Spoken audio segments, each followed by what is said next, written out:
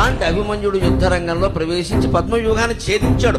5 నిమిషాల్లో ఛేదించాడు బాబు వీడిల్లు బంగారంగా. ఆ టెక్నిక్ ఇవాళ నా ముందు ద్రోణాచార్యుడు కాదు, కృష్ణార్జునుడే స్వయంగా వచ్చిన బాడీ మసైపోవడం ఖాయం. కర్ణుడు పరిగెట్టించాడు, దుర్యోధనుడిని పరిగెట్టించాడు. శత్రువునైతే మళ్ళీ పంచె ఊడిపోతుంటే పంచె సరిగ్గా కట్టుకో మావా, రాజకీయడం కాదు పంచె కట్టుకోవడం చేతనవా అన్నాడు.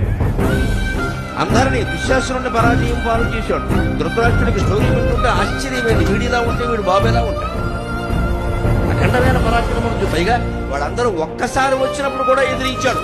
అందరినీ ఒక్కసారి వేసేస్తా, మళ్ళీ మా నాన్నగారికి వేరే పనే లేదన్న అభిమన్యుడు దుర్యోధనుడితో పోరాడుతుంటే కర్ణుడు వెనక్కెళ్ళి ఈ మహారథి కర్ణ, దాన వీర శూర కర్ణ, ప్రపంచంలో ఇంతటి వీరుడు లేడని చెప్తారే ఈ మహావీరుడు గారు 16 ఏళ్ల కుర్రాడికి వెనక్కెళ్ళి వెనక నుంచి బాణం వేసి పెట్టినారింత కొట్టాడు. రోజు యుద్ధంలో భూమి రథంలో కృంగిపోతుంటే అది కృష్ణుడు పాఠం చెప్పాడు. అభిమన్యుడిని వెనకాల నుంచి చంపినప్పుడు ఏమైందిరా నీ బుద్ధి అని అడిగాడు.